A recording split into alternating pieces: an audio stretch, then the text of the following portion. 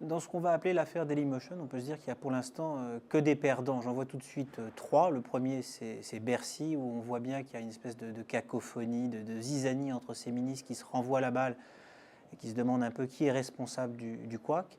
Il y a un deuxième perdant, c'est Dailymotion lui-même. Et le troisième perdant, c'est la France comme terre d'accueil des startups numériques. Si on se concentre un petit peu sur Dailymotion, je crois qu'il faut arrêter de diaboliser Yahoo. Le ministre du redressement productif, Arnaud Montebourg, est parti au front en disant qu'il fallait sauver une pépite française qui risquait d'être rachetée par un groupe américain un peu malade. Bon, je crois que c'est une manière un peu biaisée de voir les choses. D'abord, Yahoo, si Yahoo est malade, c'est vrai que ce n'est pas le groupe le mieux portant de la technologie américaine, mais c'est quand même une ancienne start-up devenue un géant. Ça fait 5 milliards de dollars de chiffre d'affaires. C'est un groupe profitable qui est dirigé aujourd'hui par Marissa Mayers, l'ex numéro 2 ou 3 de Google. C'est une femme qui sait ce qu'elle veut, qui a une ambition pour Yahoo et qui avait en particulier envie de faire rebondir Yahoo en misant très fortement sur la vidéo. Et c'est pour ça que Dailymotion avait attiré le regard d'un Yahoo nouvelle manière qui voulait rebondir dans cette course avec Google. Dailymotion, c'est un petit acteur, si on le compare à YouTube, la filiale de Google, mais c'est quand même un acteur qui a réussi à trouver ses marques sur le marché de la vidéo sur Internet.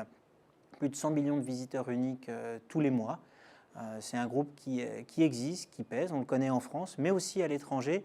Et c'est effectivement une petite pépite française. Alors, quelle était l'idée de Yahoo? Est-ce qu'il risquait d'absorber et de faire disparaître Dailymotion? Pas du tout.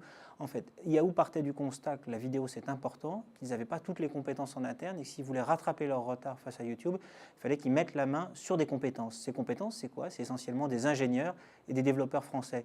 L'idée, c'était pas de racheter la marque et de tout délocaliser aux États-Unis, c'était au contraire de s'appuyer sur les équipes françaises.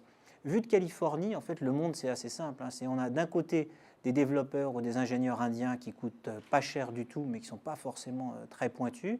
Il y a des ingénieurs en Californie qui coûtent très très cher, que les groupes n'arrêtent pas de se piquer les uns les autres. C'est difficile de faire venir des étrangers en Californie parce qu'il y a des restrictions en termes de visa. Donc si on veut se développer, il faut de la compétence, il faut de l'intelligence, et c'est ça que pouvait apporter Dailymotion. Donc l'idée, ce n'était pas d'acheter pour dépecer, c'était d'acheter pour faire de Dailymotion un centre de compétences, un centre de pointe pour développer la vidéo au sein de Yahoo. Pour Dailymotion, s'adosser à Yahoo, c'était aussi quelque chose d'absolument stratégique. Dans ce métier de la vidéo sur Internet, il y a l'amont et l'aval. Si on veut exister face à YouTube, il faut deux choses. Un, il faut obtenir des contenus exclusifs, il faut pouvoir avoir sur ces chaînes vidéo qu'on crée sur des sites un contenu un peu premium, quelque chose qu'on ne trouve pas ailleurs, et pour ça il faut acquérir des droits.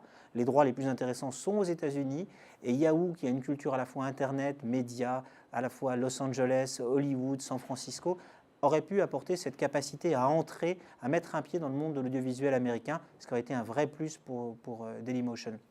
La deuxième chose, pour exister aussi sur les plateformes, c'est qu'il faut avoir du reach, il faut toucher l'audience, il faut être capable d'intéresser des gens. Et là, Yahoo, qui a encore des services très très forts, comme Yahoo Mail, comme Yahoo Sport, comme son service d'information, Yahoo News, avec ces plateformes-là, aurait pu faire la promotion, la publicité et contribuer ainsi à accroître l'audience de Dailymotion. Donc c'était un deal qui était bien et qui aurait apporté, à mon avis, un nouveau souffle à une entreprise qui est une pépite française, qui était contrôlée depuis un certain temps par France Télécom, mais qui n'était pas très haut dans l'ordre des priorités de France Télécom. Quand on est à la tête d'un groupe comme France Télécom, on a vraiment d'autres priorités que de s'occuper d'une start-up. La priorité aujourd'hui, c'est de faire face à la concurrence de Free dans le mobile en France.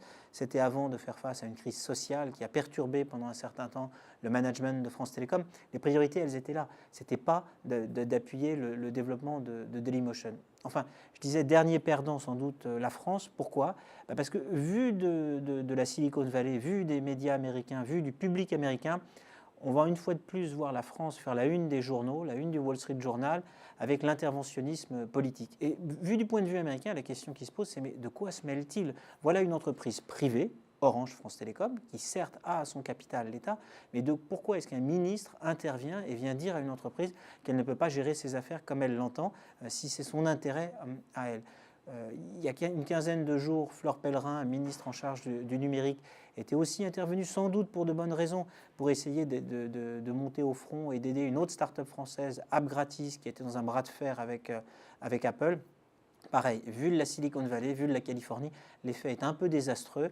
On est dans l'univers du business, c'est un univers dur, mais c'est un univers dans lequel les hommes d'affaires sont censés travailler entre eux et ce n'est pas les ministres qui doivent venir gérer l'agenda des entreprises privées.